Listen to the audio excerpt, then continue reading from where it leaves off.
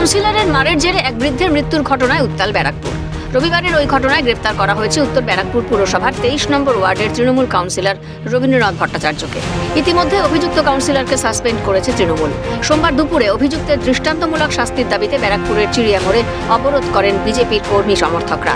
এই বিক্ষোভ কর্মসূচিতে উপস্থিত ছিলেন বিজেপি নেতা অর্জুন সিং, শিলভদ্র দত্ত সহ অন্যান্য নেতারা, যার জেরে থমকে যায় যান চলাচল। পরিস্থিতি মোকাবিলায় বিশাল পুলিশ বাহিনী মোতায়েন করা হয়। বিজেপি নেতা অর্জুন সিং এর দাবি, রবীন্দ্রনাথ ভট্টাচার্যকে ফাঁসির সাজা দিতে হবে। রবীন্দ্রনাথ ভট্টাচার্যকে ইমিডিয়েট ফাঁসি দেওয়া দরকার, একদম বিচার করে।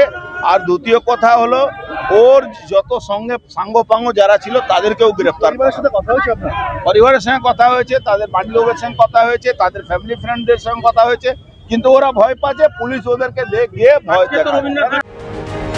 এরপর অর্জুন সিং ও তার অনুগামীরা ব্যারাকপুর আদালতের দিকে এগোতে গেলে পুলিশ তাদের বাধা দেয়। এ নিয়ে পুলিশের সঙ্গে ধাক্কাধাক্কি হয় বিজেপির কর্মী সমর্থকদের। এক পর্যায়ে পুলিশকে সরিয়ে দিয়ে আদালতের দিকে এগিয়ে যান অর্জুন। এ নিয়ে নতুন করে এলাকায় উত্তেজনা ছড়িয়ে পড়ে।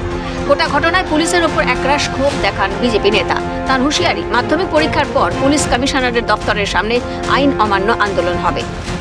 পুলিশ যা করছে তার কাইফিয়ত তাকে দিতে হবে। এই পরীক্ষা শেষ হওয়ার পরে আইন ভঙ্গ আন্দোলন হবে। বললাম তো, আইন ভঙ্গ আন্দোলন হবে সিপি অফিসের সামনে। 100% রবীন ভট্টাচার্য ফাঁসি চাই। তবে পুলিশে তদন্তে আস্থা রাখছে শাসক শিবির। ব্যারাকপুর পুরসভার চেয়ারম্যান উত্তম দাস জানালেন, আইন আইনের পথে চলবে।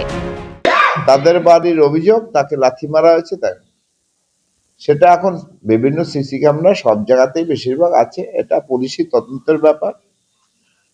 উনি গ্রেপ্তার হয়েছেন এবং এই যে অভিযোগে গ্রেপ্তার হয়েছে, দল একটা সিদ্ধান্ত নিয়েছে। এটা খুব দুর্ভাগ্যজনক অভিযোগ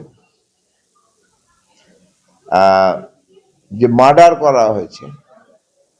স্বাভাবিক আইনের পথে চলবে যতক্ষণ তিনি আইন থেকে মুক্ত না হবে। দল সিদ্ধান্ত নিয়েছে তাকে সাসপেন্ড করা বা সাসপেন্ড করেছে। প্রসঙ্গত, গত রবিবার তুলসী অধিকারী নামে এক বৃদ্ধের মৃত্যুতে কাউন্সিলর রবীন্দ্রনাথ ভট্টাচার্যের বিরুদ্ধে অভিযোগ ওঠে।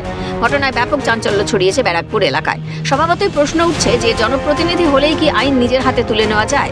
পুলিশ প্রশাসনের উদাসীনতার জেরেই কি এই বেপরোয়া আচরণ অভিযুক্তের? প্রশ্ন ওয়াকিবহাল মহলের। হিমাদ্রি ভট্টের রিপোর্ট, ক্যালকাটা নিউজ।